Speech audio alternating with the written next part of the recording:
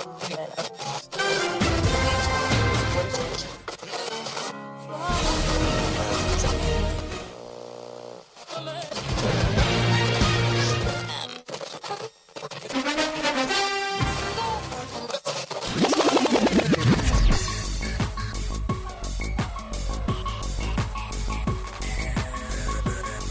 your headphones and pour your favorite beverage.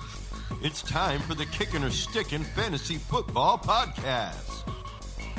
Now, fresh off the sidelines, your host, Matt McPeak.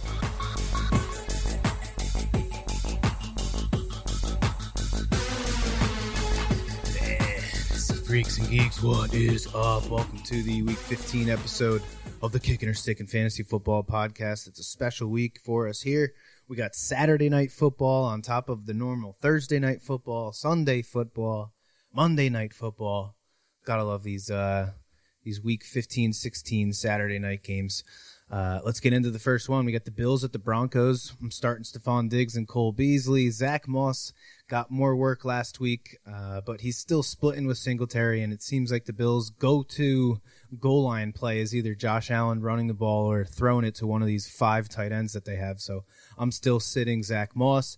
Melvin Gordon and Tim Patrick, I think, are the only reliable, confident starts to me for the Broncos. And I'm really not even super confident in either of them, to be honest. Melvin Gordon is still splitting with Philip Lindsay, and Patrick is one of the many options in Denver. Noah Fant left the game last week with an illness, which is weird. You don't really see that all that often. He's got a good matchup here, but with the Bills, but he's become one of the more sketchy top-tier talents as far as tight ends go. He should be a lockdown 100% play every week kind of guy, but he just really hasn't been like that this year. The other Saturday night game, Panthers at Packers. Christian McCaffrey and DJ Moore both dealing with some injuries here. Not sure. Actually, DJ Moore is a COVID thing, I think, but not sure if they're going to be able to play. Mike Davis, 2 touchdowns last week with 5 catches and 100 total yards. If Christian McCaffrey is out, play Mike Davis. Packers have been very much generous to running backs. Robbie Anderson, Curtis Samuels, both starts to me, especially if DJ Moore is going to be out again. Aaron Jones, Devontae Adams, and I think Robert Tonyan has entered the must-start territory. 4 straight games now with a touchdown. Jamal Williams, Marquez Valdez-Scantling, they're both dart throws to me. MVS probably has more upside because it really only takes 1 catch for him to produce for you. It's usually on one of these 50, 60-yard bombs, but that's what he does. I wouldn't start him unless there's absolutely no other options for you, but he's not the worst dart throw out there. 49ers at Cowboys. Man, this used to be a special game, but not so much anymore. Raheem Mostert had 51% of the rushing attempts and 4 of the 7 RB targets last week. Jeff Wilson got the other 40% of the rushes, 3 of the targets, but he did get the goal line carry, and he scored. I think both of them are starts here against the Cowboys. I think the 49ers are going to wipe the floor with the Cowboys. Brandon Ayuk led the team in targets, catches, and yards last week with Deebo Samuels leaving early in the game. These two are going to be one hell of a combo once Kittle is healthy. And I think Ayuk is a start this week, whether Deebo plays or not. I think he's going to see a lot of targets. Jordan Reed, Ross Dwelly, Kyle Juszczyk. These are all dart throws, if you ask me. Not guys I want to trust on championship weekend in fantasy football, or at least in the semifinals, whatever it happens to be for your league. I'm sitting Zeke Elliott. Gave us a nice 4 yards per carry last week, caught 2 balls, but still not enough. And this 49ers run D is really good, so I'm not playing Zeke this week. I might also consider sitting these Cowboys wide receivers because they've really all become very touchdown dependent, and I don't see the Cowboys scoring much in this game. If there's one guy to play, obviously it's still Amari Cooper, but I don't know, even that seems sketchy to me. Seahawks at Washington. Not sure if if Antonio Gibson's going to play in this game, but he's definitely one of the few guys for the Washington football team that I'd be comfortable starting. For the Seahawks, though, it's still Chris Carson, DK Metcalf, and Tyler Lockett. I know Lockett hasn't really had a good game in a few weeks now, but you can't sit a guy that has a 76% catch rate with Russell Wilson throwing him the ball and a 23% target share in this offense. He's had two games with 3 touchdowns this year. So he has as much upside as any wide receiver in the league. Lockett is a guy you kind of, if you ask me, you ride or die with him. You keep him in your lineup, and if you lose because of him, it's just the way it is, I guess. That's fantasy football. J.D. McKissick, Terry McLaurin, the only 2 guys I'd be willing to start for Washington right now. Logan Thomas, maybe. 40 targets. He's third on the team in targets now behind McKissick and McLaurin. He caught 6 of his 7 targets for 43 yards last week in a very tough matchup with the 49ers. So I do think Logan Thomas is one of the safer tight ends. He's only going to probably get you, 6 or 7 points in a PPR league, but with tight ends the way it is right now, I mean, you can that's all you can really ask for is if you're a consistency guy like I am, a consistent 5 to 7 points every week. You're not just holding your breath for a touchdown every week. Chicago at Minnesota. David Montgomery has been on a roll to finish the season, 4 touchdowns in his last 3 games. The Vikings have allowed the 9th most rushing touchdowns this year. 9th most rushing yards this year. He had 17 fantasy points in Week 17 last year against the Vikings when their defense was much better than it is right now. I think Montgomery is a start again this week. He's been pretty awesome over the past few weeks, over the past month now. Allen Robinson continues to show that he is definitely a number 1 wide receiver, top 12 in the league, no matter who the hell's throwing him the football. And you got Jimmy Graham caught all 4 of his targets last week, and he scored. Cole Kmet was second on the team in targets again last week. I hit on his yardage prop last week, and I will be interested in it again this week. The Vikings have a high yards per reception, so I think either of them can be starts against the Vikings this week. And I think Cole Kmet is a guy that I will very much be interested to see what his receiving yard number is going to be. And then the obvious starts is going to be, obviously, Dalvin Cook, Adam Thielen, and Justin Jefferson for the Vikings. If Kyle Rudolph does not play, Irv Smith is going to be a very interesting play, especially for DFS. The Bears have been very bad against tight ends this year. It's kind of weird, but they're not doing very well. Patriots at the Dolphins. Damian Harris, Miles Gaskin, Mike Gesicki, Devontae Parker, a lot of guys who are questionable going into this game.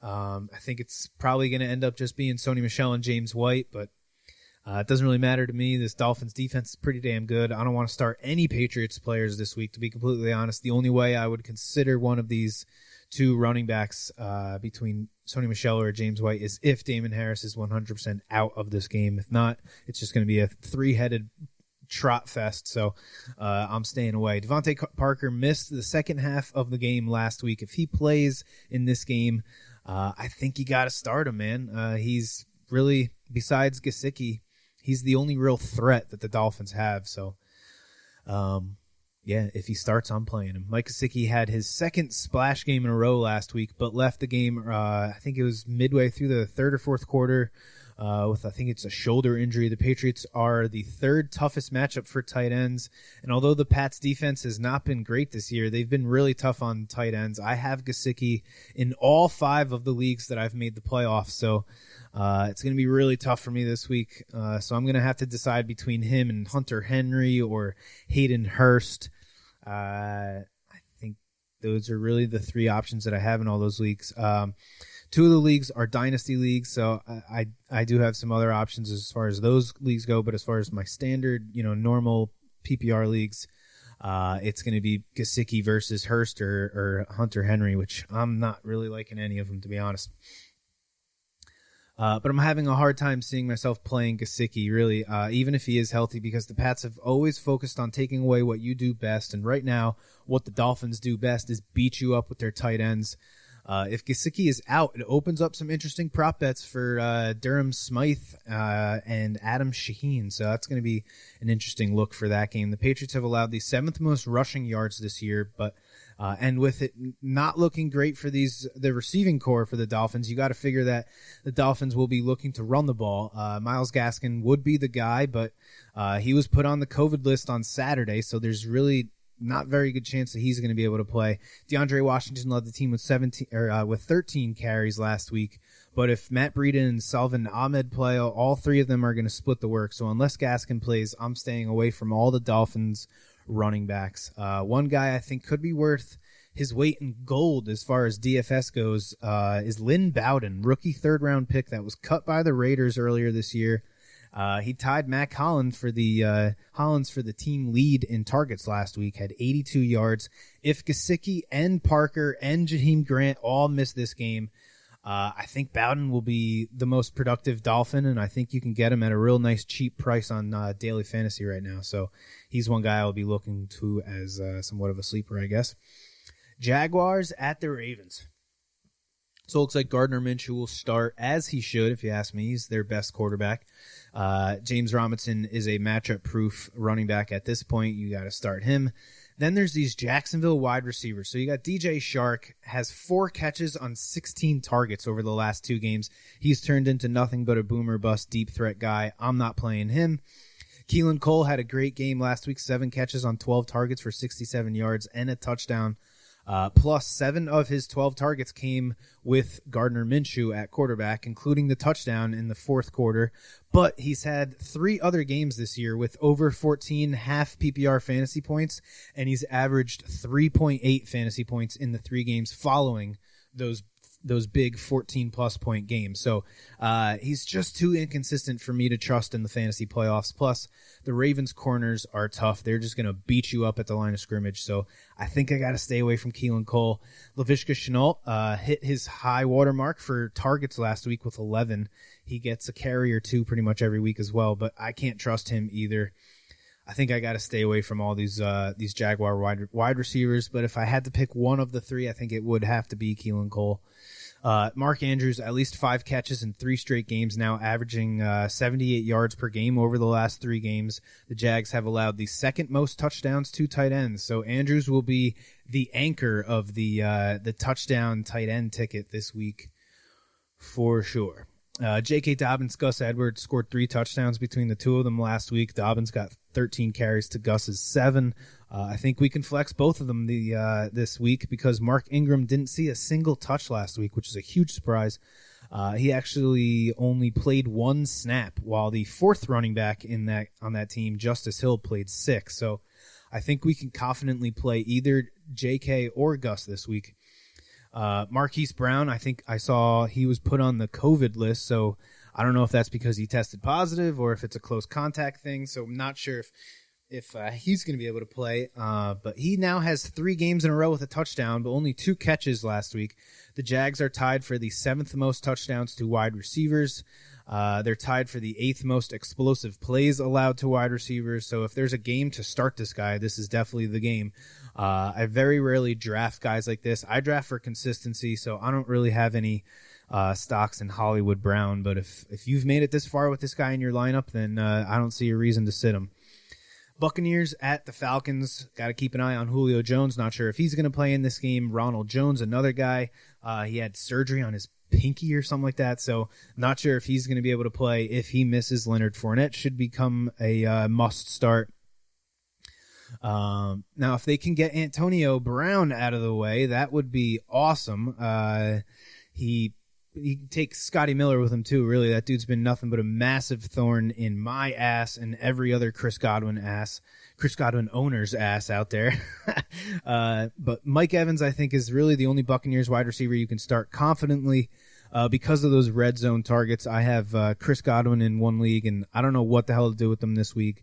Luckily, I have Calvin Ridley and DK Metcalf in that league. I kind of went hard on those 3 wide receivers. They were targets of mine going into that league. And so I got DK and Ridley holding down my 2 wide receiver spots, so I only really need to count on Godwin as a flex. It's a pretty awesome matchup for wide receivers here, but and not so much for Ronald Jones or Leonard Fournette, whichever one of them start. The Falcons are actually a pretty tough run defense, but I'm going to have a hell of a time figuring out who I'm going to flex in that league that I have Chris Godwin. I will actually get to that in a little bit. Gronk against the Falcons should be money. Gronk seems to be the only guy for the Buccaneers that you know is going to get his targets with Brady. Atlanta has been the best matchup for tight ends all year until Darren Waller absolutely spanked the Jets. So Gronk, I think, is a good start. Calvin Ridley, obviously, yes, give me Calvin Ridley. Hayden Hurst was a huge disappointment last week with no Julio. Hurst had just one catch for the second game in a row now. 3 of his last 4 games he's either had 1 or no catches, but it's a good matchup here. Bucks are in the top 8 in receptions and receiving yards allowed to tight ends, 7 touchdowns allowed. Maybe, just maybe, we can get lucky and get a good game out of Hayden Hurst. But I'm not even going to begin to consider playing any of these Falcon running backs this week. I don't care what Dalvin Cook did to Tampa Bay last week. I'm not starting any of these dudes for Atlanta. Lions and Titans. Kenny Golladay did not practice again, I saw today on Thursday. Not sure if he's going to be able to play. DeAndre Swift. The Titans have been an average run defense, so Swift only got 7 of the 15 rushing attempts last week, but it was his first game back since the concussion, so hopefully this week they give him a full 12 to 15 touches. Adrian Peterson is still going to get his. TJ Hawkinson finally had a TD without Kenny Golladay in the lineup. Of course, the week that I did not have him in my touchdown tight end ticket, but it's all good. He's one of, I'd say, only really 4 must-start tight ends, so definitely get him in your lineup. Danny Amendola led the team with 66 receiving yards, and Marvin Jones was second on the team in targets, about 7 half PPR fantasy points. The Titans' pass defense has not been great, but 9th most fantasy points allowed to wide receivers by the Titans. With this matchup, if Matthew Stafford plays and Kenny Golladay misses again, I think these guys can be considered flex options. If Golladay doesn't play and Matthew Stafford don't play, then I'm not starting either Amendola or Marvin Jones. I don't even know who the backup quarterback is there. Derrick Henry is going to be fun to watch this week. He costs $10,200 on FanDuel. The Lions have allowed a staggering 23 touchdowns to running backs this year, 5 more than the next closest team. So you can bet your sweet ass Derrick Henry is going to be on my touchdown, be among my touchdown scorers for the podcast picks this week. A.J. Brown and Corey Davis are both starts as well. I know Corey Davis kind of disappointed last week, but I'm going to keep him in the lineup. Jonnu Smith, the Titan tight end situation got even more swampy last week with Jeff Swam catching his first touchdown of the year. The Lions did just let Robert Tonyan score last week, but they haven't really been bad against tight ends this year. Second fewest receptions and receiving yards allowed to tight ends. I'm sitting Jonnu this week. I can see this game looking very similar to that Titans Week 12 matchup when Derrick Henry had 178 rushing yards and the Titans ran the ball 40 times, and Jonnu didn't see a single target. So, yeah, I'm sitting Jonnu Smith. Texans at Colts. Brandon Cooks is questionable coming into this game. For the Texans, Buddy Howell led the team in carries last week and rushing yards, while Chad Henson saw the most targets, caught all 7 of them, and led the team with 56 receiving yards. Kiki Kuti caught the team's only touchdown, but I think this team has become a wasteland of dudes that I want nothing to do with starting. For the Colts, Jonathan Taylor and Nyheim Hines, second best matchup for running backs behind just the Lions right now. T.Y. Hilton is having a ridiculous finish to the season, 277 yards on 17 catches and 4 touchdowns in his last 3 games. It took him and Phillip Rivers 11 weeks to get on the same page, but they are definitely in the zone right now. These two teams just played each other 2 weeks ago, and Hilton had his season high in targets, receptions, and yards, so he should have another pretty solid game here. To all the people that I told to drop T.Y. Hilton after week 7 or week 8, I seriously apologize. Michael Pittman, second in targets last week. He caught all 5 of his targets when he played Houston 2 weeks ago, but he drops a lot of balls. Only 2 catches on 5 targets last week. He was lucky to get me 5 fantasy points last week in one of my dynasty leagues, filling in for Kenny Golladay. But I'm not starting him unless I have to. Eagles at Cardinals. Miles Sanders had his best game of the year thanks to an 82-yard run, 2 touchdowns, and also caught 4 balls for the first time since week 3. Is that the Jalen Hurts effect? I don't know, but I'm definitely going to start him again here against the Cardinals. Dallas Goedert, I think, is the only other sit for the Eagles. Jalen Reagor has yet to crack 60 yards this year, hasn't caught more than 4 balls this year, 5 of his 8 games with under 4 catches, so I'm not starting Jalen Reagor. Kenyon Drake and DeAndre Hopkins, I think, are the 2 confident plays for the Cardinals. Christian Kirk has fallen off completely. Don't play him. The Eagles have allowed the 5th fewest receptions to running backs, so I'm also going to be sitting Chase Edmonds this week. One interesting play, though, Dan Arnold has 3 touchdowns in the last 2 games, 4 touchdowns in his last 4 games. The Eagles have allowed the 7th most touchdowns to tight ends, so friggin' Dan Arnold might earn his spot on the tight end touchdown parlay. Jets at Rams. Denzel Mims is questionable coming into this one, but I'm going to make it simple. Do not start any of the Jets players here. Cam Akers, Cooper Kupp, Robert Woods, pretty easy to me. Those are the 3 must starts. And then Tyler Higbee and Gerald Everett are both nice options this week. For us Gesicki owners, the Jets are the best matchup for tight ends after what they did against Darren Waller. Chiefs at Saints. Clyde got knocked down to a bench spot for me 2 weeks ago when he played, but he didn't play. I have to decide between CEH, Chris Godwin, Kareem Hunt, and Naheem Hines in a league, and there's just no way in hell I'm going to make the right call. It's a flex play that I got to choose from these guys. Obviously, Clyde's first game with over 4 catches was last week, first time since week 3. But the Saints have allowed the 3rd fewest rushing and 3rd fewest receiving yards to running backs, and that's including the 136-yard game that Miles Sanders just had last week. Plus, you got Le'Veon Bell lurking in the background to steal carries, so Clyde really scares me. Tyreek Hill hit his over for receiving yards by a half yard for me last week, so that was pretty awesome. Travis Kelce is about to break records for catches and yards, I think, by a tight end in a single season, so we're obviously playing both of those guys. The question mark for the Chiefs is Sammy Watkins. I think Watkins is another cheap DFS guy in a game that should be high scoring, so maybe you fill out the rest of your lineup, leave one of those wide receiver spots open for a cheap guy like Sammy Watkins. Alvin Kamara and Michael Thomas are both starting for us this week. Jared Cook, back-to-back games now with a touchdown, sorry. The Chiefs are 4th in receiving yards allowed to tight ends, but Jared Cook is not a yardage guy. He's a touchdown or bust guy. He's pretty much as touchdown or bust as it gets. Only 28 catches in 12 games this year. I'm not starting him, but I will be interested in his yardage prop if he catches 1 or 2 balls. The Chiefs, they do let tight ends kind of scream down the middle of the field there. A couple games left here. Browns at Giants. Nick Chubb and Kareem Hunt both finished with 100-plus total yards. Both scored twice. Both are must-starts, if you ask me.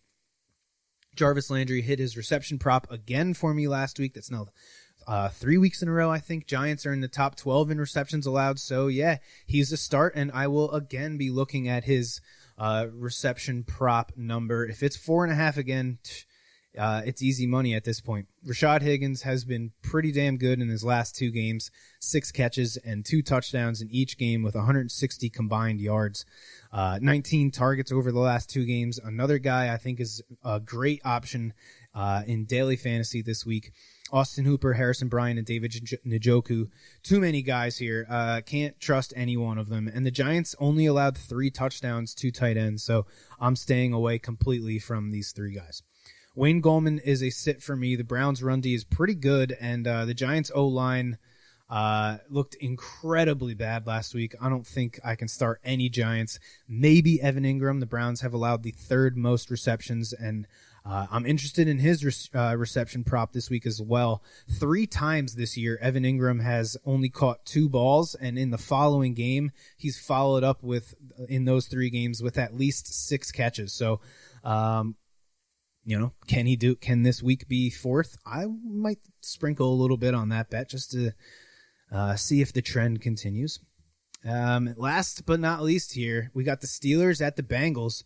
Another completely unbalanced offensive game for the Steelers last week. Only 17 rushing attempts, 10 for James Conner for only 18 yards. This must be the game that the Steelers at least try to get back on track with the running game. The Bengals are 4th in rushing yards allowed this season. I can't trust James Conner for my fantasy team, but he's another guy that I will very much be interested in his yardage prop come Sunday morning.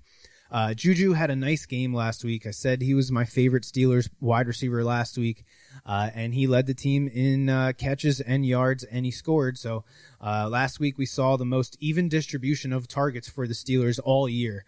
The 4 wide receivers and Eric Ebron all had between 5 and 7 targets. James Washington was really the only Steeler wide receiver besides Juju to score last week, but I think for this game, I'm only interested in starting Juju, Claypool, or Deontay.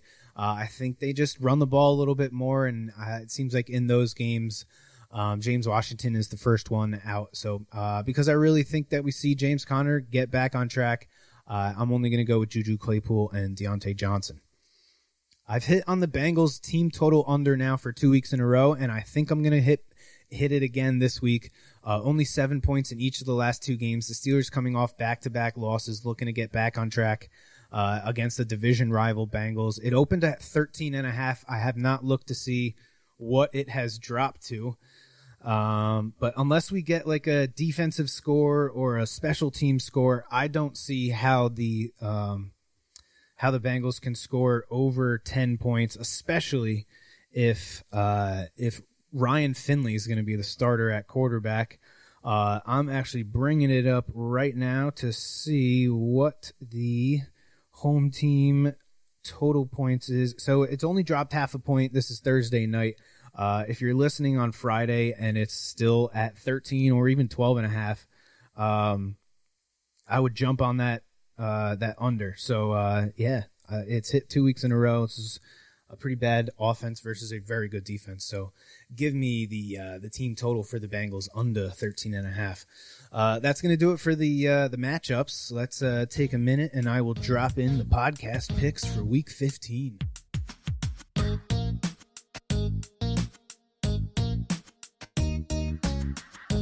All right. Week 15 podcast picks. So last week I went 6-3, slowly creeping back to the 60% mark that I want to finish at for the year. Got 3 weeks left, so let's get at it.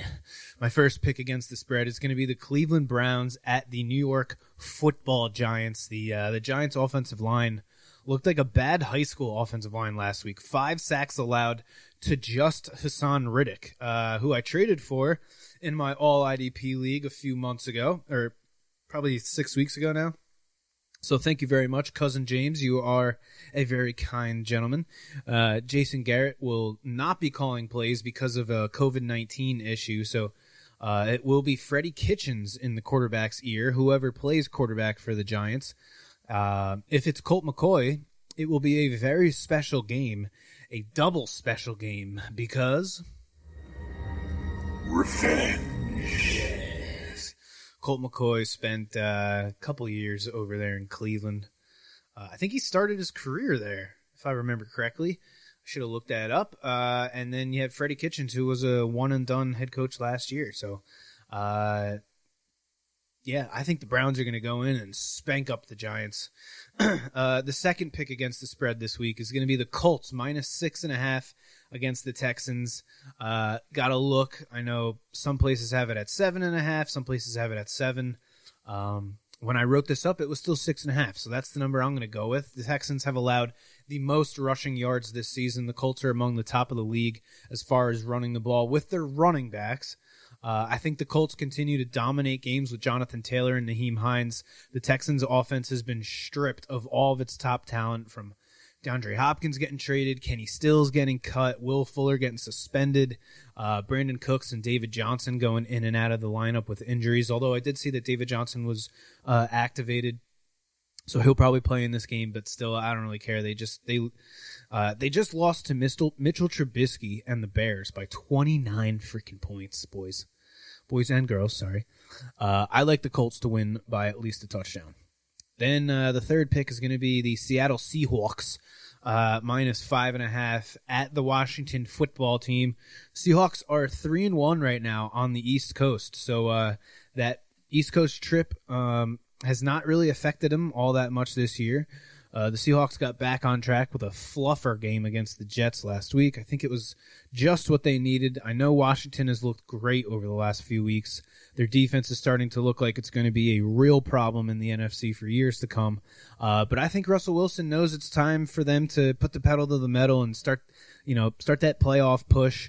I think Seattle can win by a touchdown in this game against the Washington football team. My over for Week 15. I'm going to be a coward again here, but if Christian McCaffrey plays, I like the Panthers at the Packers over 51.5. Packers have allowed a boatload of touchdowns to running backs this year, and if Christian McCaffrey plays, you know that offense goes through him.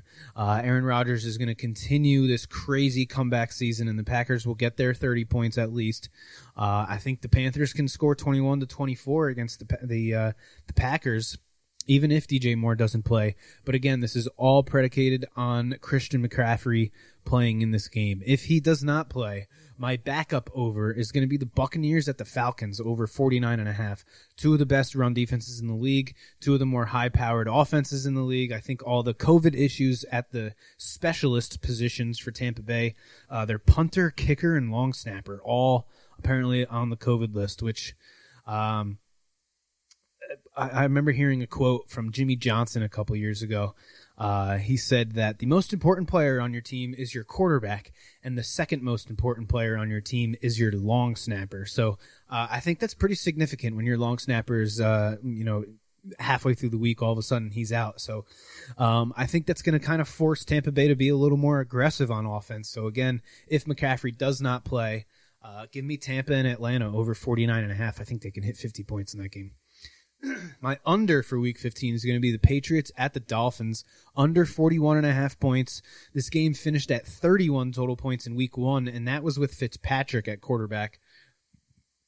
The Dolphins have scored, I think it's 4.5 points, on average 4.5 points less in games that Tua started than when Fitzpatrick started, so I think that's significant. The Dolphins have a bunch of injury concerns, with three of their best offensive players, and one of their best defensive players. So this is two defensive-minded head coaches going at it.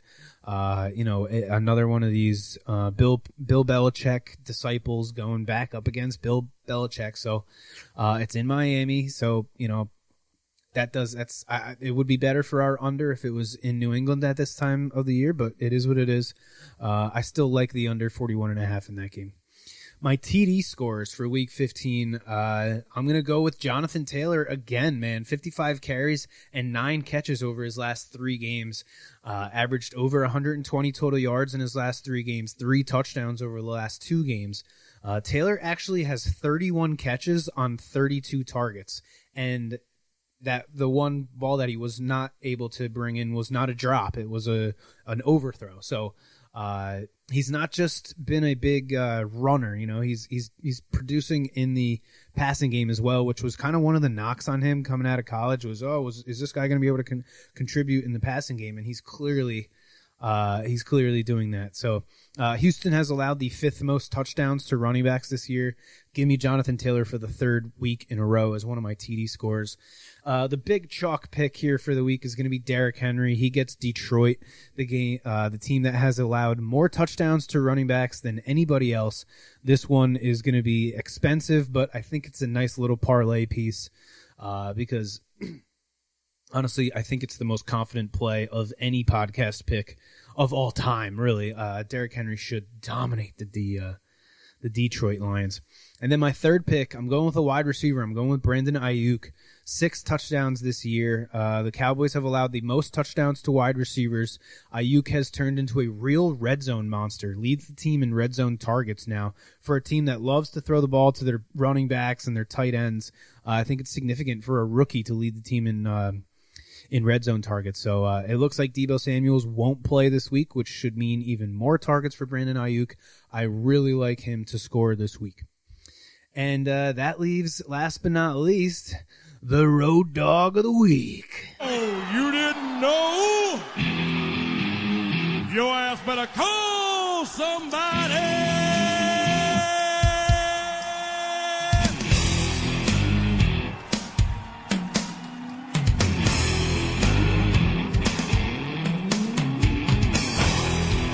So I feel like I come up on this podcast and I bitch and moan every week about how hard it is to pick these road dogs of the week. But of all of my podcast picks, this is the one I've been the most successful on. And at my first glance going through all of the road dogs this week, this one stood out to me the most. And I've had pretty good luck so far this year just going with my gut. And so I'm going to be going with the Patriots plus 1.5 at the Dolphins. Belichick is 21-5 versus rookie quarterbacks over the years. Heard that on Pardon the Interruption earlier today, my favorite show since I was like 11 years old. Got to get home in time to watch Pardon the Interruption. But I mentioned during the under, the Dolphins are dealing with a lot of injuries here. Devontae Parker, Mike Gesicki, half of their running backs. They got some guys on defense that may miss this game. I think Belichick does what he did to Justin Herbert 2 weeks ago and that Chargers offense and just completely shut them down.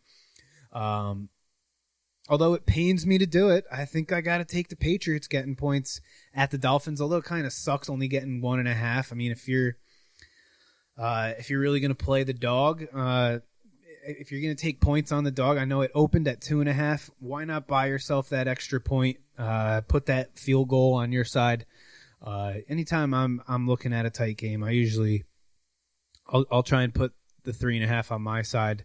And as far as parlay pieces go, if you're just taking them straight up, you might as well take the money line. But taking them, getting 3.5.